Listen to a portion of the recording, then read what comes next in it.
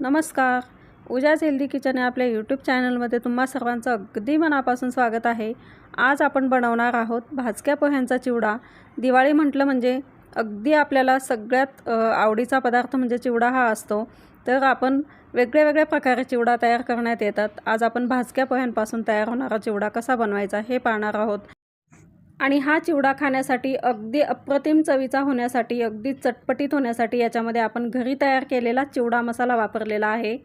चला तर मग आता रेसिपीला सुरुवात करूयात.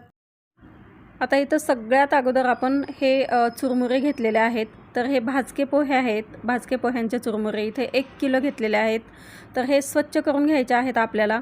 अगदी मार्केटमधून आपल्याला बंद पॅकेट आणल्यानंतर हे आपण 1 ते 1.5 तास उन्हामध्ये ठेवायचे आहेत. म्हणजे अगदी याच्यात थोडाफार ओलसरपणा असतो. उन्हामुळे तो अगदी छान ड्राय होतात, कुरकुरीत होतात हे चुरमुरे. आणि जर तुम्हाला उन्हात वाळवायचे नसतील थोडा वेळ, तर अगदी आपण मंद आचेवर हे अगदी 5 मिनिटांसाठी कढईमध्ये सुद्धा छान असे परतून घेऊ शकतो. तर आता आपण सगळ्यात अगोदर हे चुरमुरे आहेत हे गाळणीने स्वच्छ करून घ्यायचे आहेत.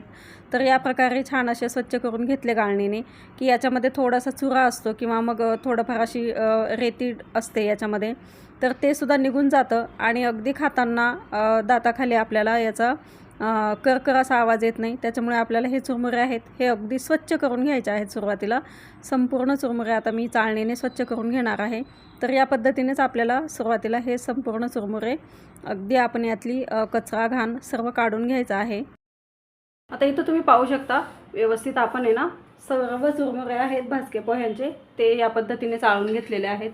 तर असा हा खाली भुगा निघतो, चुरमुऱ्यांचा चुरा निघतो हा. तर हे व्यवस्थित असे चाळून घेतले ना तर छान असे स्वच्छ होतात. इथं पाहू शकता तुम्ही अगदी छान असे आता आपण स्वच्छ करून घेतलेले आहेत सर्व भाजके पोहे. आता आपण चिवडा तयार करण्यासाठी लागणारं साहित्य पाहून घेऊयात. इथं कढीपत्ता घेतलेला आहे. इथं 15 ते 20 कढीपत्त्याच्या काड्या छान असं आपण कढीपत्त्याची पानं काढून घेतलेले आहेत. इथं 2 छोट्या खोबऱ्याच्या वाट्या आहेत. त्याचे छान असे पातळ असे आपल्याला काप करून घ्यायचे आहेत. 15 ते 20 हिरवी मिरची घेतलेली आहे. इथं 1 वाटी शेंगदाणे आहेत. काजू घेतलेले आहेत अर्धी वाटी. 1 वाटी आपल्याला डाळ घ्यायचा आहे किंवा डाळ्या. इथं मसाल्यांमध्ये आपण घेणार आहोत. इथं चिवडा मसाला घेतलेला आहे. तर हा चिवडा मसाला 7 चमचे घेतलेला आहे. हे 2 चमचे आपल्याला लाल तिखट घ्यायचं आहे. मोहरी घ्यायची आहे 1 चमचा आणि अर्धा चमचा हळद. तर आता आपण हा चिवडा मसाला तयार केलेला आहे, घरीच तयार केलेला आहे. याची रेसिपीसुद्धा मी शेअर केलेली आहे, ती तुम्ही जाऊन पाहू शकता. अगदी आपल्याला धने वगैरे जिरं काही वापरण्याची गरज पडणार नाही. सर्व साहित्य याच्यामध्ये आपण टाकून हा चिवडा मसाला तयार केलेला आहे. आता आपण कढईमध्ये तेल तापून घेतलेलं आहे. अगदी कडकडीत तेल तापून घ्यायचं आणि मग शेंगदाणे टाकून घेऊयात आपण. शेंगदाणे टाकल्यानंतर गॅसची फ्लेम आहे ती अगदी आपल्याला स्लो करून द्यायची आहे आणि मंद आचेवर आपल्याला अगदी शेंगदाणे खरपूस असे तळून घ्यायचे आहेत. आता शेंगदाणे फुटस्तोपर्यंत व्यवस्थित आपण तळून घेतलेले आहेत. अगदी छान खमंग असे शेंगदाणे तळून झाले की मग आपण चाळणीमध्ये या पद्धतीने टाकून खोबरं तळून घ्यायचं आहे. आता आपण अगदी अर्धा मिनिटासाठी गुलाबी रंगावर खोबरं तळून घ्यायचं आहे. बघू शकता तुम्ही खोबरंसुद्धा व्यवस्थित आपण चाळणीमध्ये तळून घेतलेलं आहे. आता आपण याच पद्धतीने डाळ्यासुद्धा तळून घ्यायच्या आहेत. डाळ्या किंवा मग आपण डाळवं. तर अगदी मंद आचेवरच आपल्याला डाळ्यासुद्धा तळून घ्यायच्या आहेत. डाळ्या ह्या आधीच भाजलेल्या असतात त्याच्यामुळे याला जास्त तळण्याची गरज पडत नाही. जास्त जर तुम्ही तळलात तर मग ह्या करसट किंवा करपट लागू शकतात चिवड्यामध्ये. आता डाळ्या तळून झाल्या आहेत. आता आपण काजू तळून घ्यायचे आहेत. काजूसुद्धा अगदी हलका कलर आला याला गुलाबी रंग की आपण काजू पटकन काढून घ्यायचे आहेत. काजू तळायला खूप जास्त वेळ लागत नाही त्याच्यामुळे अगदी हलक्या रंगावर आपण काजू तळून घ्यायचे आहेत.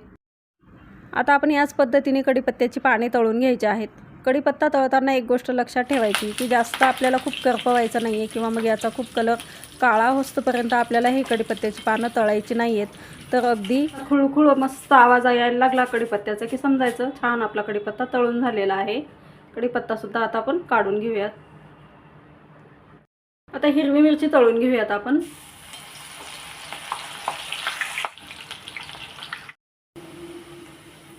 अगदी छान अशी कुरकुरीत मिरची आपण तळून घेतलेली आहे. आता मिरचीसुद्धा आता आपण काढून घ्यायची.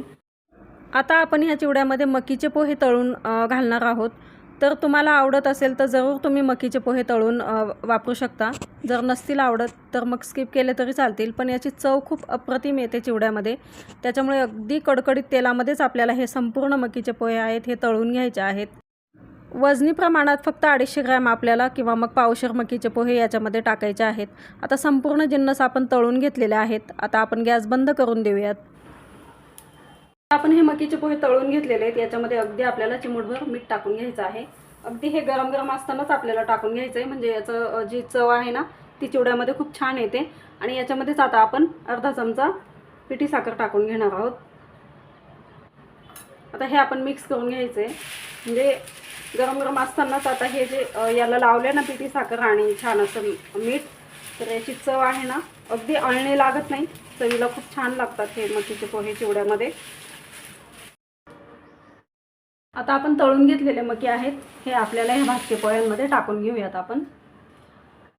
आता चिवडा आपण मिक्स करताना या पद्धतीने थोडंसं मोठं पातेलं किंवा एखादं भांडं घेऊ शकता तुम्ही, म्हणजे आपल्याला चिवडा जो आहे तो अगदी व्यवस्थित असा मिक्स करता येतो. सुरुवातीला आपल्याला मकीचे पोहे छान मिक्स करून घ्यायचे आहेत.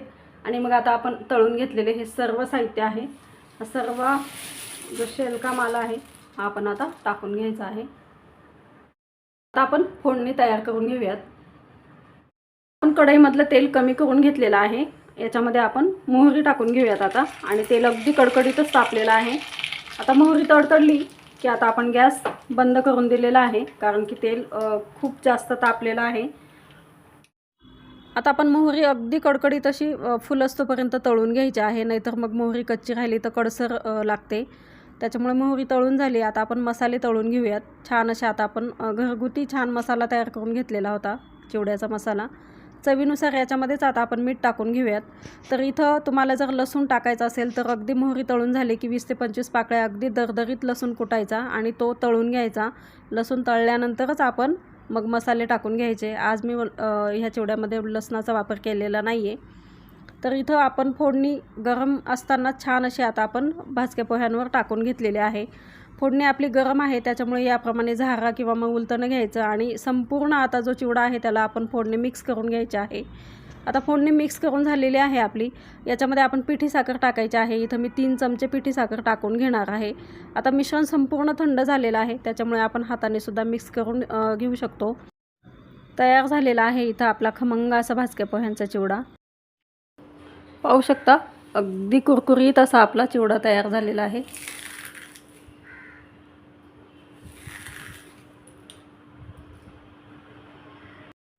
कोणताही चिवडा तयार करण्यासाठी आपल्याला इथं 2-3 गोष्टी लक्षात ठेवायच्या आहेत. तर कढीपत्ता, हिरवी मिरची आणि लसूण हे 3 जिन्नस आहेत, हे अगदी कडकडीत आपल्याला तळून घ्यायचे आहेत. फक्त कढीपत्ता तळताना आपल्याला त्याचा पानांचा कलर अगदी काळपट करायचा नाही आहे. आणि लसूणसुद्धा आपल्याला छान टाकायचा असेल. अगदी 1 किलोसाठी आपल्याला 20 ते 25 पाकळ्या लसणाच्या पुरेशा होतात. छान आपण लसूणसुद्धा कुरकुरीत होईपर्यंत तळायचा आहे, हिरवी मिरचीसुद्धा. तर ह्या 2-3 गोष्टी फॉलो केल्या तर अगदी छान आपला चिवडा महिनाभर कुरकुरीत राहतो. बिलकुल त्याचे जे चुरमुरे आहेत ते मऊ पडत नाही. आता ह्या चिवड्यामध्ये आपण जे ड्रायफ्रूट्स वापरलेले आहेत, शेंगदाणे, खोबरं, काजू, हे सुद्धा तुम्ही तुमच्या आवडीप्रमाणे थोडंफार कमी जास्त करू शकता. अगदी तिखटाचं प्रमाणसुद्धा तुम्हाला अजून जास्त तिखट हवं असेल तर 1-2 चमचे तिखट तुम्ही वाढवू शकता. तर कशी वाटली तुम्हाला आजची आपली रेसिपी मला कमेंट्सद्वारे जरूर कळवा. रेसिपी आवडल्यास लाईक करा, शेअर करा तुमच्या मित्रमैत्रिणींसोबत आणि चॅनलला सबस्क्राईब केलं नसेल तर चॅनलला जरूर सबस्क्राईब करा. भेटूयात पुन्हा अशाच खमंग रुचकर दिवाळीच्या रेसिपींसोबत. तोपर्यंत धन्यवाद.